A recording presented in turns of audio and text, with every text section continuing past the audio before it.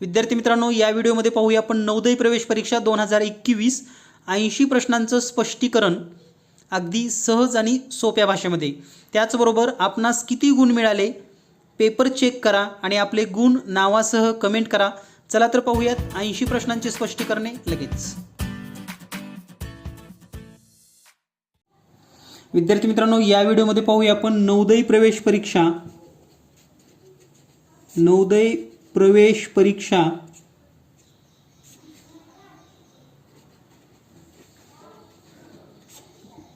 2021 म्हणजेच आजच झालेला पेपर आणि या पेपरमधील सर्व 80 प्रश्नांची स्पष्टीकरण सह उत्तरे।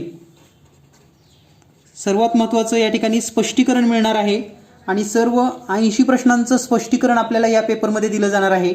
तर आजच झालेला 2021 चा पेपर आणि या पेपरमधील सर्व प्रश्न आपण या ठिकाणी पाहणार आहोत।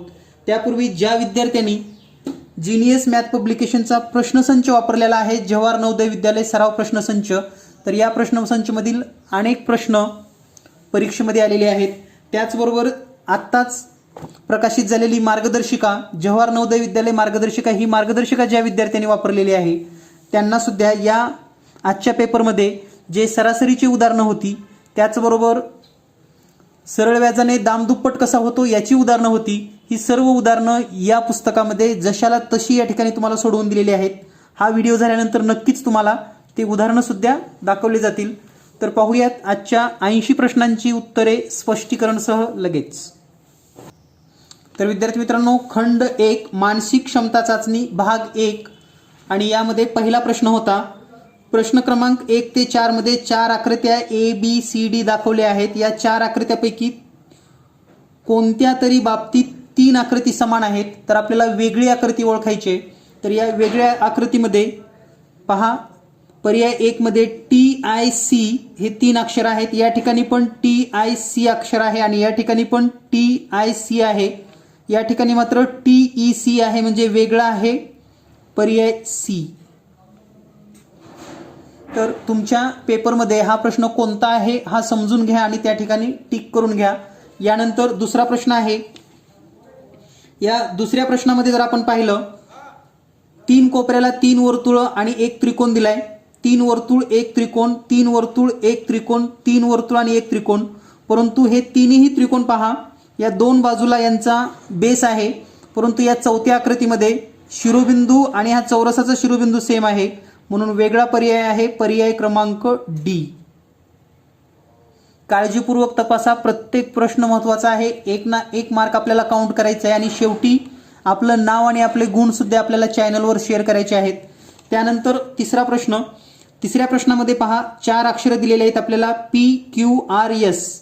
तर या ठिकाणी जर यांचा क्रम पाहिला आपण PQRS, तर हा घड्याळाच्या दिशेने तुम्हाला क्रम दिसेल असा। या ठिकाणी जर पाहिला तर PQRS घड्याळाच्या विरुद्ध दिशेने हा क्रम आहे। PQRS हा पण घड्याळाच्या विरुद्ध दिशेने क्रम आहे। PQRS हा पण घड्याळाच्या विरुद्ध दिशेने क्रम आहे। म्हणजे या ठिकाणी फक्त घड्याळाच्या दिशेने जो क्रम आहे तर तो आहे आकृती A मध्ये, म्हणजेच वेगळा आहे पर्याय A। यानंतर पुढचा प्रश्न, पुढच्या प्रश्नामध्ये आपल्याला 4 ABCD 4 आकृती आहेत। यामध्ये पहा, 3 गोल, या ठिकाणी पण 3 गोल आहेत, 4 फुल्या, 4 फुल्या, 4 अधिक 3 अधिक 2 चौकटी बॉक्स, 2 चौकटी बॉक्स, म्हणजे या ठिकाणी ही समान संख्या आहे 3 3, 4 4, 2 2। या ठिकाणी मात्र हे 4 आणि हे 3 आहे, म्हणजे वेगळा आहे पर्याय C। तर हे 4 प्रश्न समजून घ्या, तुमच्या पेपरमध्ये हा कोणता प्रश्न आहे हे आपल्या लक्षात येणं गरजेचं आहे। यानंतर पाहूया आपण पुढील प्रश्न।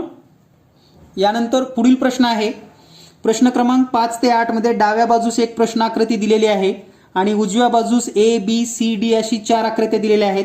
तर उत्तर आकृत्यापैकी प्रश्न आकृतीशी समान आकृती निवडायची आपल्याला, म्हणजे जशाला तशी आकृती निवडायची आहे। तर या ठिकाणी जर आपण पाहिलं जशाला तशी आकृती, तर यापूर्वी पण आपण जेव्हा व्हिडिओ दिले होते त्यामध्ये तुम्हाला बऱ्याच आयडिया दिल्या होत्या। तर समान गुणधर्म असलेले एक आपल्याला चेक करायचं असतं। तर पहा, या ठिकाणी वर्तुळात आडवी रेषा आणि ह्या 2 रेषा, तर या ठिकाणी वर्तुळात उभी रेषा आहे इथं 2 रेषा आहेत वर्तुळात, इथं एक रेषा आहे, इथे एक रेषा आहे, म्हणजे हे 2 पर्याय चुकीचे आहेत. आता राहिलेल्या 2 मध्ये त्रिकोणाच्या मध्ये उभ्या 2 आडव्या 2 रेषा आहेत, त्रिकोणाच्या मध्ये उभ्या 2 आडव्या 2, म्हणजे पर्याय सी बरोबर आहे. यानंतर पुढील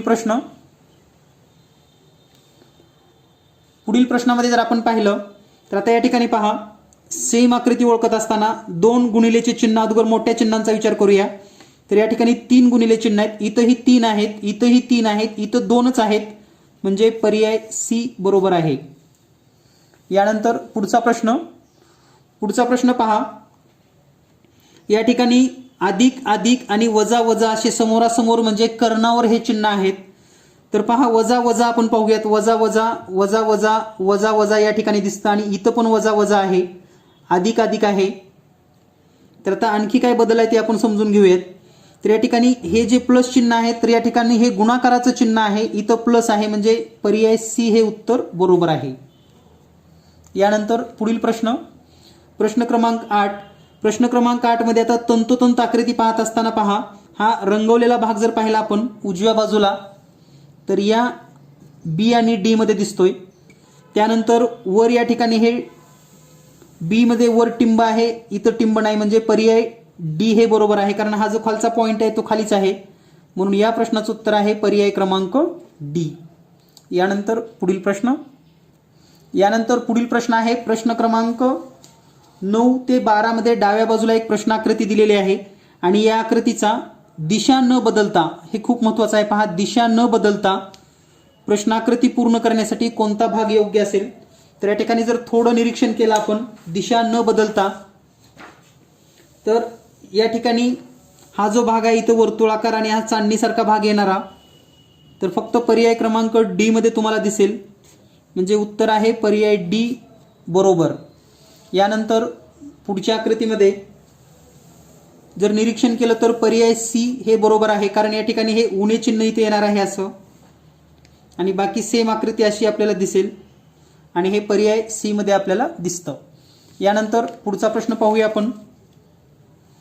आता पहा, हे आपण सस्पेन्शननं सुद्धा या पद्धतीची रचना करू शकतो, म्हणजे आपल्या लक्षात येतं. तर सेम अशी जर आकृती आपण पाहिली तर आपल्याला पर्याय बी मध्ये उत्तर मिळेल. यानंतर पुढचा प्रश्न, तर या ठिकाणी पहा, प्रत्येक कप्प्यामध्ये गुणिले अधिक भागिले वजा, गुणिले अधिक भागिले वजा, गुणिले अधिक भागिले वजा हा चिन्हाचा क्रम आहे, गुणिले अधिक भागिले वजा. तर या ठिकाणी पर्याय क्रमांक बी हे योग्य उत्तर आहे, म्हणजे हा या ठिकाणी आकृती पूर्ण करेल. यानंतर पुढील प्रश्न आहे प्रश्न क्रमांक 13 ते 16. तर या ठिकाणी विशिष्ट क्रमाने आकृत्या दिलेल्या आहेत आणि हा क्रम पूर्ण करण्यासाठी पर्यायातील योग्य आकृती आपल्याला निवडायची आहे.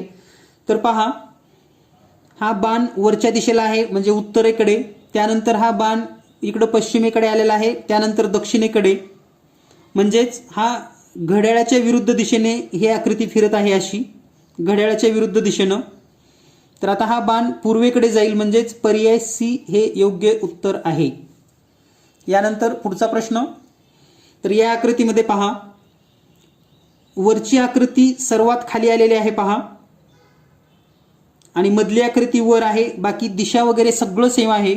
तर हाच जर आपण पुढे क्रम पाहिला तर वरची आकृती सर्वात खाली म्हणजे फुली, आणि हा चौकटी बॉक्स सर्वात खाली, फुली आणि चौकटी बॉक्स फक्त याच आकृतीत आहे, म्हणजे पर्याय बी हे उत्तर योग्य आहे. यानंतर पुढील प्रश्न पाहिला तर पहा, वर बाण, खाली या ठिकाणी हा गोल केलेला आहे, पुन्हा खाली बाण, आता या ठिकाणी वर जाईल आणि या ठिकाणी गोल असेल, म्हणजेच वर बाण वर गोल आकृती जर आपण निरीक्षण केलं तर पर्याय बी मध्ये हे उत्तर आपणास मिळेल. म्हणजे एक दिशा वर, एक दिशा खाली, पुन्हा एक दिशा खाली, पुन्हा दुसरी खाली, आता मात्र वर जाईल या पद्धतीनं. यानंतर पुढील पुढच्या प्रश्नामध्ये पहा, या ठिकाणी एक अर्धगोल दिलाय, त्यामध्ये आडव्या रेषा आहेत, तो अर्धगोल पुन्हा खालच्या बाजूला आलाय आणि या ठिकाणी ओपन स्पेस आणि वर्तुळ, पुन्हा हा अर्धगोल पुढे सरकतोय आणि पुन्हा अर्धगोल आणि वर्तुळ, अर्धगोल आणि वर्तुळ. आता हा अर्धगोल वर येईल आणि इथं पण वर्तुळ येईल. रेषा मात्र पूर्ण आडव्या असतील, लक्षात घ्या. तर या ठिकाणी आडव्या रेषा असलेली एकच आकृती आहे, ती म्हणजे पर्याय बी मध्ये. म्हणून या प्रश्नाचं उत्तर आहे पर्याय बी. यानंतर पुढील प्रश्न. यानंतर पुढचा प्रश्न आहे सहसंबंध. तर सहसंबंधाचा जर विचार केला तर पहिल्या दोन गटामध्ये जसा सहसंबंध आहे तसाच तिसऱ्या आणि चौथ्यामध्ये असतो. तर पहिल्या दोन आकृतीचा विचार केल्यास या ठिकाणी चांदणीमध्ये हा षटकोन आहे, तर तो षटकोन बाहेर येऊन या ठिकाणी फक्त षटकोन काढलाय, मध्ये रेषा वगैरे ओढलेल्या नाहीत. तर या ठिकाणी पण हा त्रिकोण आता बाहेर येईल आणि जशाला तसा या ठिकाणी जर त्रिकोण आपण गृहीत धरला तर याचं उत्तर येईल पर्याय बी. आता षटकोनाची दिशा नेमकं कशी फिरवली आहे ही आपल्या लक्षात येणार नाही, कारण हा षटकोन वरचा खाली केला तरी तसाच राहणार आहे किंवा गोल फिरवला तरी तसाच राहणार आहे. त्यामुळे या ठिकाणी आपण एक गृहीत धरतोय की जशाला तसं घेतलं असेल तरच उत्तर बी असेल. यानंतर पुढचा प्रश्न जर आपण पाहिला तर या ठिकाणी पुढच्या प्रश्नामध्ये वर्तुळामध्ये दोन उभ्या रेषा, तर त्याच दोन उभ्या रेषा या ठिकाणी असं प्लस झालेला आहे आणि छोटी छोटी 4-4 वर्तुळ प्रत्येकात आलेली आहेत. त्याच पद्धतीने आता चौरसामध्ये दोन रेषा असतील तर पुन्हा त्याच पद्धतीने रेषा येणार आहेत आणि या ठिकाणी वर्तुळ असल्यामुळे 4-4 वर्तुळ आलेले आहेत. तर हा चौरस असल्यामुळे या ठिकाणी 4-4 स्मॉल चौरस आलेले आहेत, म्हणजे पर्याय सी हे योग्य उत्तर असेल. यानंतर पुढचा प्रश्न.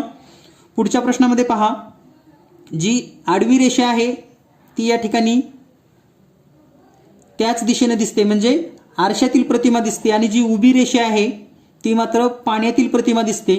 त्याच पद्धतीने इथं जर पाहिलं आपण तर ही रेषा आरशातील प्रतिमा जर पाहिली आपण तर पर्याय क्रमांक सी मध्ये योग्य उत्तर असेल, कारण या ठिकाणी हे गोलच्या जवळ येईल, म्हणजेच पर्याय सी हे योग्य उत्तर आहे.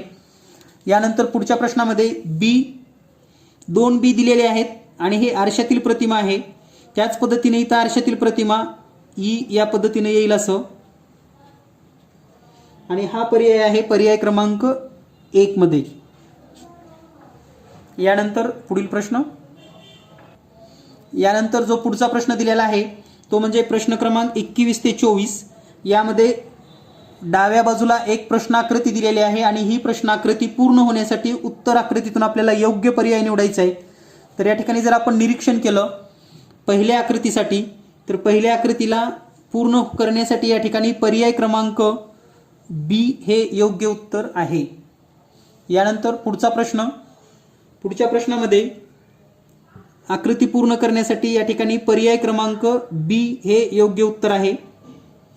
त्यानंतर प्रश्न क्रमांक 23. यामध्ये पण पर्याय क्रमांक सी हे योग्य उत्तर आहे.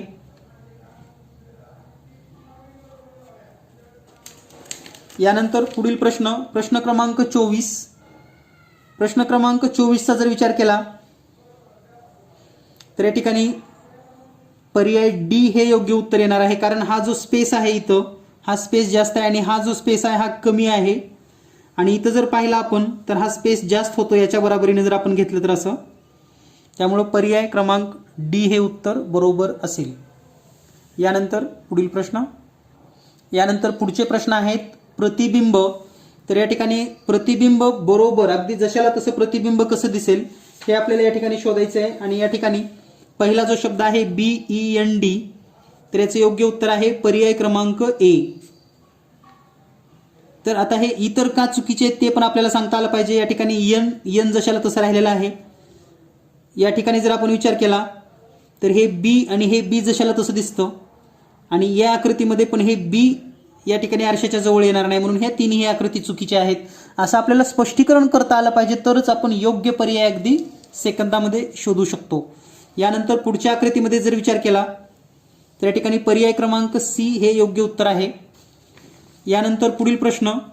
पुढच्या प्रश्नामध्ये वर्तुळ फुली पर्याय क्रमांक ए हे उत्तर बरोबर आहे. आणि यानंतर यामधील शेवटचा प्रश्न पर्याय क्रमांक 4 उत्तर बरोबर आहे. यानंतर पुढील प्रश्न. यानंतर पहा, कागदाला घडी घालून जेव्हा ती उघडली जाते तेव्हा कोणत्या प्रकारची आकृती तयार होते. हा प्रश्न आपल्याला सोडवायचा आहे. आणि या ठिकाणी जो पहिला प्रश्न आहे तुमच्या पेपरमध्ये पहा आणि त्याच ठिकाणी गोल करा. तर या पहिल्या प्रश्नाचं उत्तर आहे पर्याय क्रमांक सी.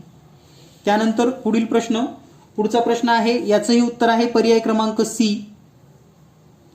यानंतर पुढील प्रश्न आहे तर या ठिकाणी याचं उत्तर आहे पर्याय क्रमांक बी. आणि पुढचा प्रश्न शेवटचा तो म्हणजे पर्याय क्रमांक ए. तर पहा हे घड्या घातल्यानंतर आणि जर आपण आपली मार्गदर्शिका पाहिली असेल, प्रश्नसंच पाहिला असेल, तर यामधल्या किमान 10 आकृत्या आपल्याला त्याच धर्तीवर अगदी जशाला तशा या ठिकाणी पाहायला मिळतील. यानंतर पुढचा प्रश्न आहे प्रश्न क्रमांक 33 ते 36 मध्ये आपल्याला या ठिकाणी काही आकृत्या दिलेल्या आहेत आणि या जोडून आपल्याला योग्य अशी आकृती तयार करायची आहे. तर याचे प्रकार जर तुम्हाला माहिती असते तर खूप लवकर तुम्ही हे प्रश्न सोडवू शकतात. आणि या ठिकाणी या पहिल्या प्रश्नाचं जे उत्तर आहे ते म्हणजे पर्याय क्रमांक बी. त्यानंतर दुसरा जो प्रकार आहे त्याचं उत्तर आहे पर्याय क्रमांक ए. त्यानंतर तिसरा प्रकार हे 3 भाग जोडून याचं उत्तर आहे पर्याय ए. आणि 36वा प्रश्न जो तुम्हाला दिसतो याचं उत्तर आहे पर्याय एच. तर या पद्धतीनं हे चारही प्रश्नांची उत्तरं तुम्ही टिक करून घ्या. आणि यानंतर 37 ते 40 शेवटची 4 प्रश्न आपण मानसिक क्षमतेची पाहत आहोत. आकृतीत लपलेला भाग, तर लपलेल्या भागाचा जर विचार केला तर ही व्ही या ठिकाणी तुम्हाला दिसेल असं, म्हणजे पर्याय 1 हे उत्तर बरोबर आहे. त्यानंतर बीचा विचार केला तर हे बी आपणास या आकृतीमध्ये जाणवेल, म्हणजे पर्याय एच हे उत्तर बरोबर आहे. त्यानंतर आता हे उभं आडवं असं जर पाहिलं तर आपल्याला ह्या 2 आकृतीमध्ये दिसतं, परंतु याची जर साईज पाहिली तर आपल्याला ही बी आकृतीमध्ये योग्य दिसेल. या ठिकाणी पण आहे, पण ही खूप असं या ठिकाणी दिसतं आपल्याला, त्यामुळे आपल्याला हे घेता येणार नाही. पर्याय क्रमांक बीच हे याचं योग्य उत्तर असेल. आणि शेवटची जर आकृती पाहिली आपण तर ती पर्याय क्रमांक 1 आकृतीमध्ये तुम्हाला जाणवेल. तर या पद्धतीनं आपण 40 प्रश्नांची अचूक उत्तरं पाहिलेली आहेत.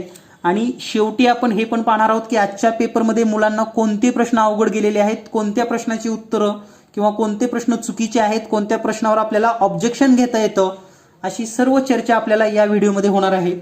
तर पाहूयात यानंतर गणिताची प्रश्न आणि तेही स्पष्टीकरण सह.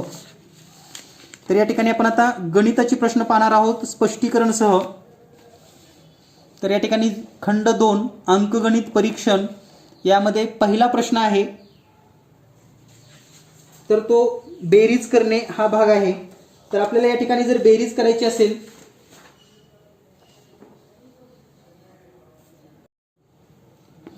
तर विद्यार्थी मित्रांनो या ठिकाणी प्रत्येक प्रश्नाचं आपण स्पष्टीकरण पाहूयात. पहिला प्रश्न आहे 41 नंबरचा. या ठिकाणी प्रश्न तुमच्या पुस्तकामध्ये किंवा तुमच्या पुस्तिकेमध्ये वेगळा असेल तर त्याच पद्धतीने याचं उत्तर तुम्ही समजून घ्या. कोणता प्रश्न आहे तो समजूनच या ठिकाणी टिक करा. तर या ठिकाणी आपल्याला या सर्व संख्यांची बेरीज करायची आहे आणि बेरीज करत असताना 7 आणि 7 14ला 4, हातचे 1, 1 आणि 7 हे 8, त्यानंतर हे 7 दशांश चिन्ह जशाला तसं 7 1 7, 7 2 14, 7 3 21, 7 चौक 28ला 8, हातचे 2, म्हणजे उत्तर आलेलं आहे आपलं 98.7847, म्हणजेच पर्याय क्रमांक बी हे उत्तर योग्य आहे. यानंतर पुढचा प्रश्न आपण पाहूयात. पुढचा प्रश्न आहे एका समकोन त्रिकोणाच्या 2 बाजूंची लांबी 5 सेमी आणि 12 सेमी असल्यास त्रिकोणाची परिमिती किती. आता या प्रश्नाचा अर्थ ज्या विद्यार्थ्यांना चांगला समजला आहे तोच हा विद्यार्थी प्रश्न सोडवू शकतो. इंग्लिश पेपरमध्ये या प्रश्नाचा अर्थ डायरेक्टली दिलेला आहे two side of right angle triangle, म्हणजे या ठिकाणी समकोणाऐवजी काटकोन त्रिकोण असं पाहिजे होतं. या ठिकाणी काटकोन हा शब्द गरजेचा होता. आणि हा काटकोन जरी असला तरी आपल्याला पायथागोरसचा प्रमेय माहिती असणं गरजेचं आहे. 5वीला पायथागोरसचा प्रमेय नाही, परंतु मी यापूर्वीच्या व्हिडिओमध्ये सुद्धा सांगितलं होतं की आपल्याला पायथागोरस येणं गरजेचं आहे, कारण चौरसाचा कर्ण काढत असताना आपल्याला बऱ्याच वेळेस पायथागोरसचा उपयोग होतो. आणि आपली जी मार्गदर्शिका आहे या ठिकाणी मी आवर्जून उल्लेख करतो. या ठिकाणी पहा आपली नवोदय मार्गदर्शिका, यामध्ये आपण जे 3रं प्रकरण या ठिकाणी दिलेलं आहे संख्यांचे अवयव संख्यांचे अवयव आणि वर्ग वर्गमूळ आवर्जून उल्लेख केलेला आहे. वर्ग, दशांश संख्येचे वर्ग, अपूर्णांक संख्येचे वर्ग हे माहीत असेल तरच हा प्रश्न विद्यार्थ्यांना सोडवता येतो. आणि पायथागोरस प्रमेयाच्या आधारावरचे प्रश्न विद्यार्थ्यांना येणं गरजेचं आहे. या पद्धतीनेच आपली नवीन मार्गदर्शिका तयार केली आहे.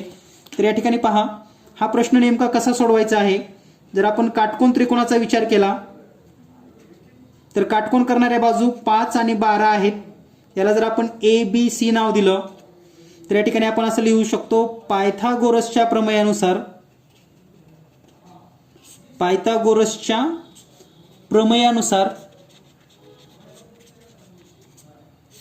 काय लिहिता येतं, ACचा वर्ग म्हणजे कर्णाचा वर्ग बरोबर ABचा वर्ग अधिक BCचा वर्ग. आपलं ज्या विद्यार्थ्यांनी आपलं यूट्यूब चॅनल पाहिलेलं आहे त्यांना हा प्रश्न नक्की सोडवता आलेला आहे, कारण अशी अनेक प्रश्न आपण यूट्यूब चॅनलवर दिलेली होती. तर ABचा वर्ग या ठिकाणी जर पाहिला आपण 12चा वर्ग आणि 5चा वर्ग, 12चा वर्ग 144 अधिक 5चा वर्ग 25, दोन्हीची बेरीज 169 म्हणजे ACचा वर्ग 169 येतो. आणि म्हणून AC बरोबर वर्गमूळ घेतलं तर 13 येतं. तर ज्या विद्यार्थ्यांना हे वर्गमूळ काढता येतात त्यांना हा प्रश्न अगदी तोंडी सोडवता येतो. तर ही बाजू येते 13. आणि बऱ्याच विद्यार्थ्यांना पायथागोरसचे त्रिकूट पाठ आहेत 5, 12 आणि 13. तर आपल्याला परिमिती विचारली आहे 5 अधिक 12 अधिक 13, तर परिमिती येते 30 सेमी. म्हणजेच या प्रश्नाचं उत्तर आहे प्रश्न क्रमांक 42, 30 सेमी. यानंतर आपण पुढचा प्रश्न पाहूयात. पुढचा प्रश्न आहे, एक वस्तू 7,500 रुपयामध्ये विकत घेतली जाते आणि 8,400 मध्ये विकली जाते, तर नफ्याची टक्केवारी काय. तर विद्यार्थी मित्रांनो, नफा काढत असताना खरेदी आहे 7,500, विक्री आहे 8,400. तर आपण जर नफा काढला तर नफा बरोबर 8,400 मायनस 7,500 म्हणजे 900 रुपये नफा झालेला आहे. आणि 900 रुपये नफा, तर आपल्याला शेकडा नफा कसा काढायचा हे सूत्र माहिती असेल. तर शेकडा नफा बरोबर नफा छेदामध्ये खरेदी किंमत 7,500 गुणिले 100. तर हे 2 शून्य कट होतील, 2 शून्य कट होतील. या ठिकाणी 15 न भागूयात आपण. 15 5 75, 15 सख्ख 90 आणि हे शून्य जशाला तसं. पुन्हा 5 न 60 ला भागूयात. 5 1 5, 5 1 5, 1 उरलं, 5 2 10 म्हणजे शेकडा नफा आहे 12%. तर या प्रश्नाचं उत्तर आहे पर्याय C. यानंतर पुढील प्रश्न आहे, एक सामना एकूण अर्धा तास चालतो. सामन्याच्या वेळेच्या 1/10 काळ टाइम आउट साठी देण्यात येतो, तर टाइम आउट किती मिनिटाचा आहे. तर सामना किती चालतो, 30 मिनिट. याच्या 1/10 हे जर आपण सोडवलं, 10 1 10, 10 त्रिक 30 म्हणजे 3 मिनिट. 3 मिनिट हा टाइम आउट साठी असणार आहे. म्हणून या प्रश्नाचं उत्तर आहे पर्याय क्रमांक B, 3 मिनिट. यानंतर पुढचा प्रश्न पाहूया आपण. पुढचा प्रश्न आहे, 154 गुणिले 18 बरोबर 2772, तर 27.72 भागिले 1.8. तर पहा, बऱ्याच वेळेस हा प्रश्न आपण चर्चा केलेला होता. याचं तोंडी उत्तर कसं येतं सांगतो. आता या ठिकाणी 27ला 1 न भागायचं आहे असं आपण समजूया. त्याची कल्ला पण पॉईंट नाही, तर अंदाजे जर विचार केला 27ला 1 न भागलं तर 27 उत्तर येणार आहे. परंतु वर 0.8 आहे म्हणजे 27 पेक्षा लहान उत्तर येईल. म्हणजे या ठिकाणी 15.4 B हे उत्तर योग्य आहे. आणि याच्या मेथडनं जरी सोडवलं तरी हेच उत्तर येतं. त्यानंतर पुढचा प्रश्न आहे, एक रेल्वे गाडी दिल्लीहून सकाळी 8:15 सुटते आणि दुपारी 2:30 अजमेरला पोहोचते. रेल्वे गाडीला दिल्लीहून अजमेरला पोहोचण्यासाठी किती वेळ लागला. तर पहा, 2:30. तर या ठिकाणी सोपी पद्धत तुम्हाला मी या ठिकाणी सांगितली होती यापूर्वीही, तर त्याच पद्धतीचा वापर करा. 24 तासी घड्याळामध्ये रूपांतर केलं आपण तर 2:30 म्हणजेच 14:30. 14:30 मधून 8:15 वजा करा, कारण ही सकाळची वेळ आहे. तर या ठिकाणी 10 मधून 5 गेले 5, 2 मधून 1 गेलं 1 आणि 14 मधून 8 गेल्यानंतर 6. तर 6 तास आणि 15 मिनिट इतकं सोप्या पद्धतीनं हे तुम्हाला सोडवता येतं. म्हणून या प्रश्नाचं उत्तर आहे 6 तास 15 मिनिट, पर्याय B. यानंतर पुढचा प्रश्न क्रमांक 47, x/25 बरोबर 196/x, तर x बरोबर किती? तर पहा विद्यार्थी मित्रांनो, पुन्हा या ठिकाणी वर्ग आणि वर्गमूळाचा प्रश्न येतोय आणि आपल्या विद्यार्थ्यांना ज्यांना वर्ग वर्गमूळ माहीत आहेत कशी शोधायची त्यांनाच हा प्रश्न अगदी सेकंदामध्ये सोडवता येतो. तर या ठिकाणी हे गुणोत्तर दिले म्हणजे यांचा तिरकस गुणाकार समान असतो. तिरकस गुणाकार समान म्हणजे x आणि x. तर x चा वर्ग बरोबर 25 गुणिले 196. आता या ठिकाणी दोन्ही बाजूचं वर्गमूळ काढा. याचं वर्गमूळ x, 25चं वर्गमूळ 5, 196चं वर्गमूळ 14 आणि म्हणून x बरोबर 14 गुणिले 5 70. म्हणून या प्रश्नाचं उत्तर आहे x आहे 70, पर्याय क्रमांक बी. या ठिकाणी पर्याय क्रमांक बी. पुढील 2,02,000 याला अंकात लिहिल्यास ते पुढील पैकी असेल तर 2,02,000 म्हणजेच पर्याय क्रमांक 2,02,000 आहे. या ठिकाणी 2,02,000 पर्याय क्रमांक सी हे उत्तर योग्य आहे. त्यानंतर पुढचा प्रश्न आहे पहिल्या 4 अभाज्य म्हणजेच प्राईम संख्येची बेरीज किती? तर पहिल्या 4 प्राईम संख्या म्हणजे 2, 3, 5 आणि 7 आणि या सर्वांची बेरीज येते 17, पर्याय क्रमांक डी. यानंतर पुढील प्रश्न, पुढचा प्रश्न आहे ती कमाल संख्या कोणती जिला 270 आणि 426 ला भागल्यास प्रत्येक वेळी 6 संख्या उरते? पुन्हा लक्षात घ्या, यासारखे प्रश्न आपल्या लसावी मसावीच्या चॅप्टरमध्ये दिलेले आहेत. मार्गदर्शिकेमध्ये जर आपण पाहिलं तर यासारखे प्रश्न आहेत. याची एक मेथड सांगतो तुम्हाला. 6 प्रत्येक वेळी 6 संख्या उरते तर 270 मधून 6 वजा करूयात. जर आपण 270 मधून 6 वजा केलं विद्यार्थी मित्रांनो तर या ठिकाणी उत्तर येतं 264 आणि 420 मधून पण 6 वजा करा 26 मधून, उत्तर येतं 420. तर 464 आणि 420, 264 420 यांचा आपल्याला मसावी काढायचं आहे. तर 264 420 या पद्धतीने आपण मसावी काढूया. त्याला जर आपण भागलं तर या ठिकाणी पहा 2चा भाग बसतो.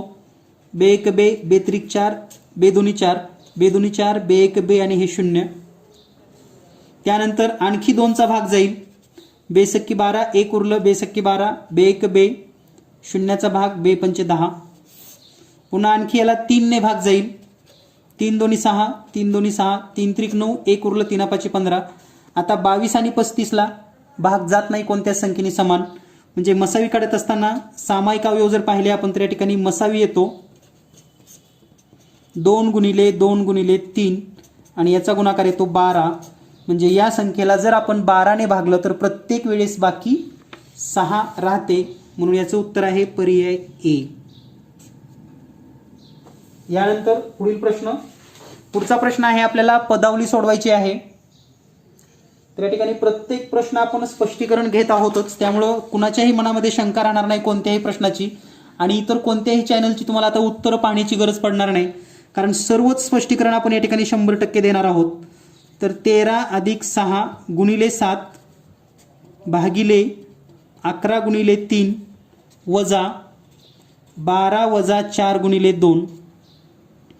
तर या ठिकाणी पहा हे 13 हा स्वतंत्र कंस सोडवायचे आपल्याला. म्हणजे या ठिकाणी 13 अधिक 6 गुणिले 7 म्हणजे 42 येईल, भागिले हे 11 गुणिले 3 आपण जशाला तसं ठेवूयात थोडं सोप्या पद्धतीसाठी, वजा हे 12 वजा 4 गुणिले 2 म्हणजेच 8. त्यानंतर या ठिकाणी पहा हे 3 गुणिले 13 आणि 42 म्हणजे हे होईल 55. आणि भागाकारामध्ये 11 गुणिले 3 आहे तर हे छेदामध्ये लिहूयात आपण सोपं होण्यासाठी. आणि वजा 12 मधून 8 गेले म्हणजे हे 4 राहणार आहे. हे भागाकारामध्ये आपण इथे लिहिलेलं आहे. तर 3 1 3, 3 1 3, 11 1 11, 11 5 55. तर या ठिकाणी आता जर पाहिलं आपण तर या ठिकाणी आलेलं आहे 5 वजा आणि पुढे 4, उत्तर येतं 5 मधून 4 गेले 1. म्हणून या प्रश्नाचं उत्तर आहे पर्याय बी 1. यानंतर पुढचा प्रश्न आहे सरासरीवरचा. आता सरासरीवरचा स्पेशल धडा आपल्या मार्गदर्शिकेमध्ये दिलाय आणि यासारखी उदाहरणं पण आहेत. तर पहा, एक क्रिकेट खेळाडूच्या 24 इनिंगच्या धावाची सरासरी 28 आहे. त्याने 25व्या इनिंगमध्ये किती धावा केल्यास त्याची सरासरी 29 होईल? तर यासाठी एक सोपी पद्धत म्हणजे 29 धावाची सरासरी किती आहे? 25. तर 29 गुणिले या ठिकाणी 25 करूयात आपण. गुणाकार येतो 725 आणि सुरुवातीला 28 सरासरी होती 24 धावाची, यांचा पण गुणाकार करा, तो येतो 672 आणि या दोन्हीचा जर फरक काढला तर तो येतो 53.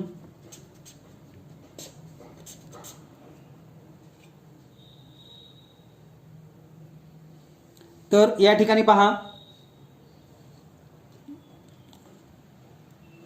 25व्या इनिंगमध्ये 53 धावा केल्या तरच सरासरी होईल 29, म्हणजेच उत्तर आहे पर्याय डी. यानंतर पुढचा प्रश्न 12.1/16 चे दशमान मूल्य लिहा. तर या ठिकाणी सोपी पद्धत अशी आहे पहा, 12.1/16 तर डायरेक्ट आपण 1/16 भाग देऊयात 16 ने. या ठिकाणी शून्याचा भाग बसेल, पुन्हा शून्य येईल, पुन्हा हे 1,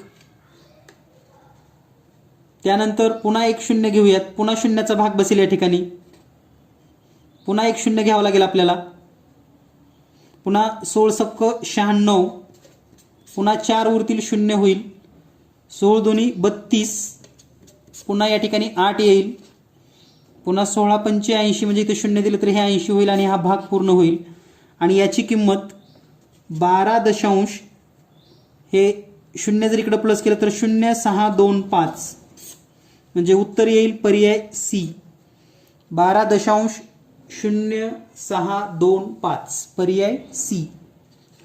यानंतर पुढचा प्रश्न आहे, किमान 6 अंकी संख्या आणि कमाल 4 अंकी संख्या यामधील फरक किती.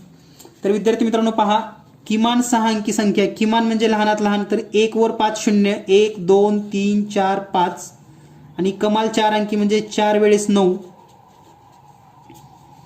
यांची वजाबाकी करा. या ठिकाणी 10 मधून 1 गेलं 9, 9 मधून 9 गेले 0, 9 मधून 9 गेले 0, 9 मधून 9 गेले 0 आणि या ठिकाणी 1 म्हणजे 10 मधून 1 गेलं 9, तर उत्तर येईल 90,001 म्हणजे पर्याय सी. यानंतर पुढील प्रश्न, एका शाळेतील एकूण विद्यार्थ्यांपैकी 3/5 मुलं आणि 800 मुली आहेत, तर मुलांची संख्या किती.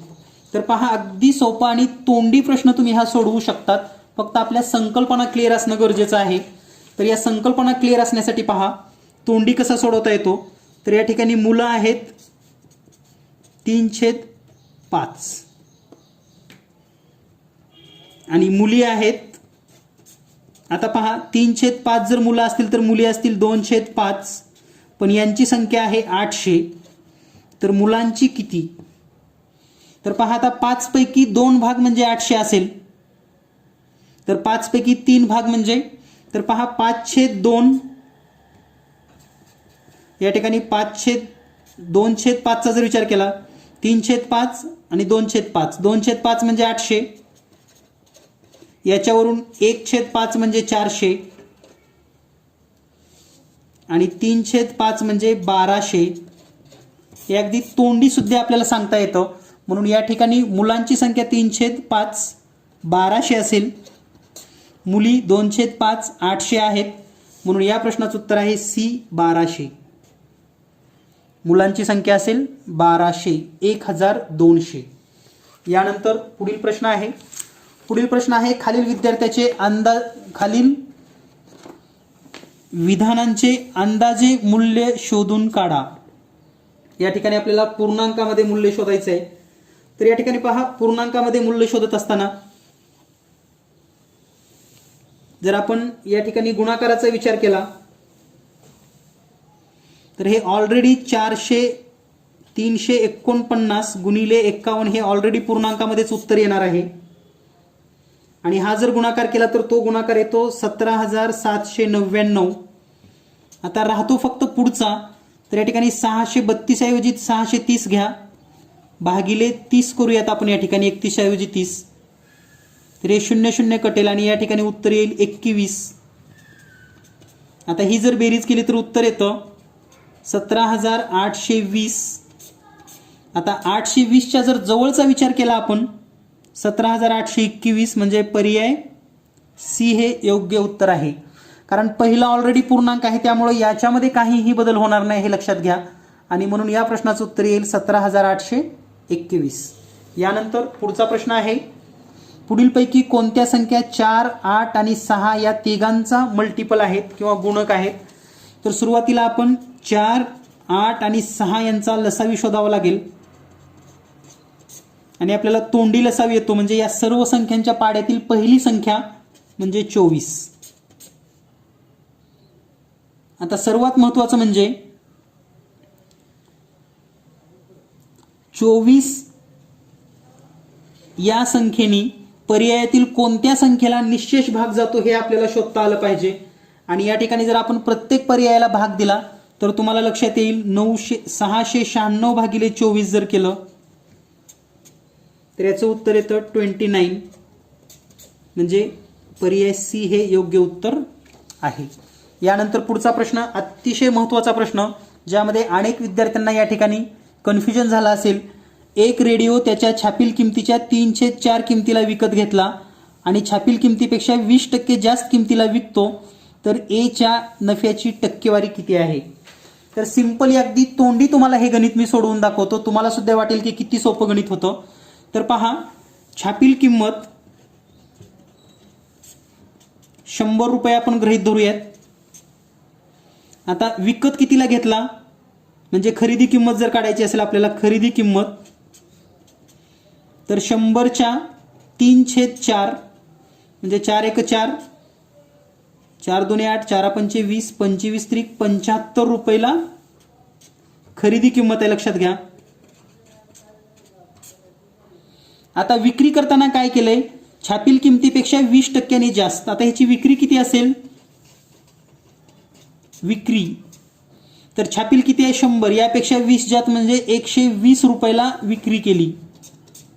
खरेदी 75, विक्री 120 रुपये. जर आपण नफा काढला तर या ठिकाणी नफा मिळेल, तोंडी सुद्धा तुम्ही सांगू शकतात, नफा बरोबर 120 वजा 75 बरोबर 45 रुपये. आणि हा 45 रुपये 75 रुपयेवर आहे, म्हणून शेकडा नफा बरोबर एकूण नफा 45, खरेदी किंमत 75 गुणिले 100, 25 × 3 = 75, 25 × 4 = 100, 3 × 1 = 3, 3 × 1 = 3, 1 उरलं, 3 × 5 = 15 आणि 15 गुणिले 4 म्हणजे 60%. तर या व्यवहारामध्ये 60% नफा होतो. आणि हे अगदी तोंडी सुद्धा आपल्याला सोडवता येतं. यासाठी तुम्हाला सराव आणि यासारख्याच उदाहरणांचा सराव होणं गरजेचं आहे. तर या प्रश्नाचं उत्तर येतं 60%, पर्याय सी. यानंतर एक रक्कम 16 वर्षात सरळ व्याजाने दुप्पट होते, तर वार्षिक दर काय असेल. तर विद्यार्थी मित्रांनो, या ठिकाणी मला आवर्जून सांगावंसं वाटतं, कारण यासारखे प्रश्न तुम्ही सोडवले असतील तरच तुम्हाला हे प्रश्न सोडवता येतात. तर या ठिकाणी जर आपण पाहिलं, मार्गदर्शिकेमध्ये यासारखे प्रश्न तुम्हाला पाहायला मिळतील. हे दाखवण्याचं कारण असं आहे की आपल्याकडे चांगलं मटेरियल असेल तर आपल्याला नक्कीच चांगल्या पद्धतीनं मार्क मिळतात, याची प्रचिती आपल्याला आली पाहिजे. तर पहा, या ठिकाणी एक नमुना प्रश्न दाखवतो तुम्हाला मी. दोन्ही पद्धतीनं प्रश्न सोडवलेला आहे. कोणत्या दराने एक रक्कम म्हणजे मुद्दल 20 वर्षात दुप्पट होईल. आता हाच प्रश्न जर आपण इथं पाहिला, एक रक्कम 16 वर्षात सरळ व्याजाने दुप्पट होते, तर वार्षिक दर काय असेल. म्हणजे या ठिकाणी दर आहे 16 वर्ष दिलंय, या ठिकाणी आपण काय केलेलं आहे 20 वर्षात दुप्पट सांगितले आणि दरच विचारलेला आहे. तर या ठिकाणी दोन्हीही पद्धती दिलेल्या आहेत आणि एक सोपं सूत्र आहे, पट वजा 1 गुणिले 100 भागिले वर्ष. म्हणजे अगदी एका सूत्राने आपल्याला सोडवता येतं. यासारखंच दुसरं पण गणित तुम्हाला मार्गदर्शिकेमध्ये दिसेल. किती वर्षानंतर 20% दराने एका रकमेची 4 पट होईल. म्हणजे यासारखी प्रश्न विद्यार्थ्यांनी सोडवली तर परीक्षा नक्कीच फेस करू शकतात. आणि त्याच दृष्टीने आपण ही मार्गदर्शिका बनवलेली आहे. तुमच्या पुढील वर्षीच्या विद्यार्थ्यांसाठी जर हवे असतील तर नक्कीच तुम्हाला डिस्काउंटमध्ये सुद्धा हे पुस्तकं मिळणार आहेत. तर पाहूयात या प्रश्नाचं उत्तर. जर मेथड माहिती असती तर विद्यार्थ्यांना किती वेळ लागतो. तर पहा, याची सोपी पद्धत अशी आहे, आपल्याला दर काढायचा आहे. दर बरोबर पट वजा 1 गुणिले 100 आणि छेदामध्ये वर्ष. फक्त एवढं सूत्र मांडायचं होतं. या ठिकाणी किंमत ठेवूया आपण पट किती आहे? दुप्पट, म्हणजे 2 वजा 1 गुणिले 100 भागिले 16. तर या ठिकाणी 2 मधून 1 गेलं, 1च राहिलं, म्हणजे 1 गुणिले 100 भागिले 16. तर आपल्याला 4 न भाग घालवता येतो. या ठिकाणी 4 चोक 16, 4 दोन्ही 8, 2 उरले, 4 पंचे 20, म्हणजे उत्तर येतं 25/4. पुन्हा जर भाग दिला तर 4 एक 4, 4 सक 24, 1 उरलं, 1/4%. म्हणजे उत्तर आहे 6.1/4%. म्हणून या ठिकाणी या प्रश्नाचं उत्तर आहे 6.41%. 6.1/4%, पर्याय क्रमांक बी. आणि यानंतर आजचा शेवटचा प्रश्न अंदाजे मूल्य काढण्यामध्ये. तर या ठिकाणी पहा, 3.003 गुणिले 15 अधिक 0.0123 अधिक 5.002575. या ठिकाणी जर आपल्याला डायरेक्ट अंदाजी किंमत काढायची असेल तर हे 3.0 पूर्ण आहे, तर हे आपण फक्त 3 घेऊ शकतो. 3 गुणिले 15 अधिक हे नगण्य आहे, याला सोडून दिलं तरी चालतं, आणि हे 5. तर 15 गुणिले 3 45 अधिक 5 बरोबर 50. तर या प्रश्नाचं उत्तर अंदाजे 50, म्हणजे पर्याय सी हे योग्य उत्तर आहे. तर या पद्धतीनं 20च्या 20 प्रश्नांची स्पष्टीकरणे आपण या ठिकाणी पाहिलेली आहेत. यानंतर आपण पुढचा भाग पाहणार आहोत, ते म्हणजे उतारे.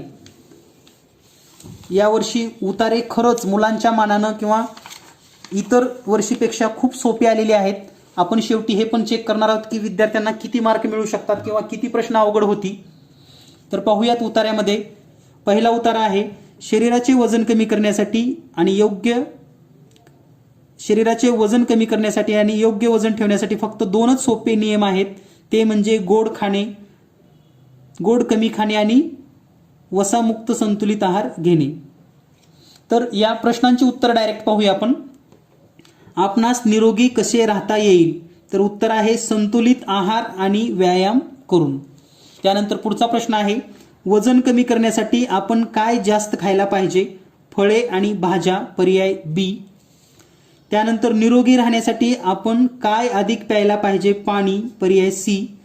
कोणता उपक्रम सर्वांसाठी श्रेष्ठ आहे? फिरणे आणि सायकल चालवणे. सक्रिय शब्दाचा विरुद्धार्थी शब्द निष्क्रिय, पर्याय बी. यानंतर पुढचा उतारा, तुम्ही कधी रस्सी खेच हा खेळ खेळला आहात का? म्हणजे रस्सी खेचवर हा उतारा आहे. याची प्रश्न पाहूयात आपण. रस्सी खेच टिंबटिंब आहे, एक खेळ, पर्याय सी. रस्सी खेच यात आपण टिंबटिंब रस्सी ओढतो, पर्याय सी. रस्सी खेच रस्सीच्या शेवटच्या टोकाला पकडून ठेवणारा गटातील टिंबटिंब खेळाडू असतो सगळ्यात ताकदीचा, लक्षात ठेवा, पर्याय क्रमांक सी.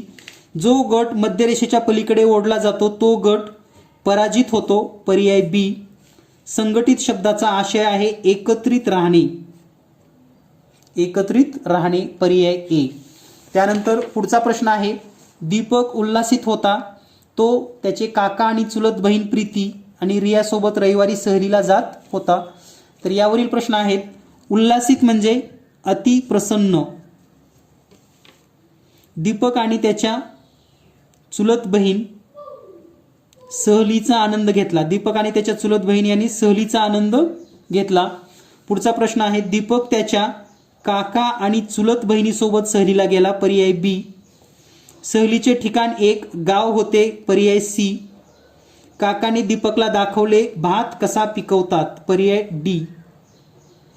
यानंतर शेवटचा उतारा जर आपण पाहिला तर तो आहे शरद ऋतू, उन्हाळा आणि हिवाळा यांच्यामध्ये येतो. यावरील हा प्रश्न आपण पाहणार आहोत. यामध्ये उन्हाळा आणि टिंबटिंब यांच्यामध्ये शरद ऋतू येतो. तर उन्हाळा आणि हिवाळा, पर्याय सी. शरद ऋतूत पुढीलपैकी कोणते बदल होतात? दिवस लहान होतो, पर्याय ए. शरद ऋतू पाने पिवळी होतात कारण त्यांना योग्य सूर्यप्रकाश मिळत नाही, पर्याय बी.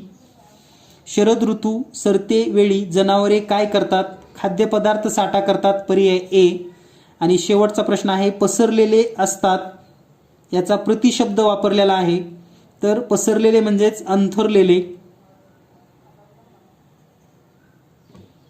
पर्याय सी. तर विद्यार्थी मित्रांनो,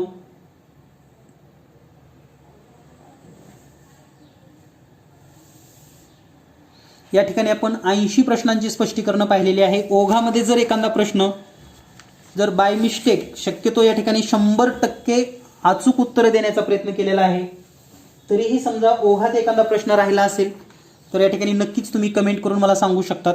त्याचबरोबर आता आजच्या पेपरचा थोडक्यात जर आपण आढावा घेतला, कारण आपल्याला प्रश्नांचा आढावा किंवा मेरिट काय असू शकतं याची सुद्धा माहिती असणं गरजेचं आहे.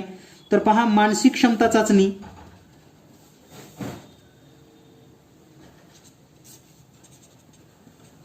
मानसिक क्षमता चाचणी याचा जर विचार केला आपण तर 40 पैकी 40 प्रश्न अतिशय सोप्या दर्जाची होती, म्हणजे सर्व विद्यार्थ्यांना येतील अशी, सहज सोप्या पद्धतीने विद्यार्थी सोडवू शकतात या पद्धतीने होती. त्यानंतर आपण शेवटचा भाग पाहूयात, भाषा. भाषेचा जर विचार केला तर ज्याचं वाचन चांगलं आहे अशा सर्व विद्यार्थ्यांना 20 पैकी 20 मार्क मिळतात, यामध्ये काहीही शंका नाही.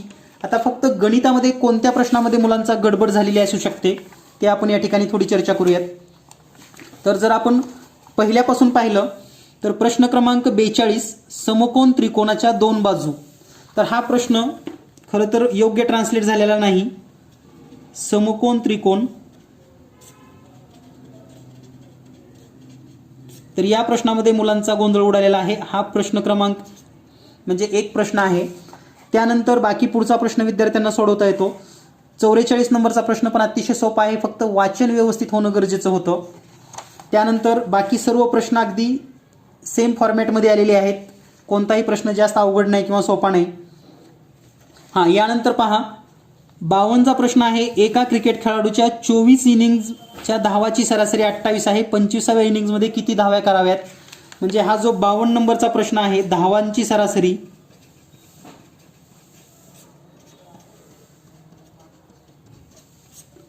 तर या प्रश्नामध्ये म्हणजे हा एक दुसरा प्रश्न आहे आपला, ज्यामध्ये विद्यार्थ्यांना थोडी अडचण आली असेल आजच्या पेपरमध्ये.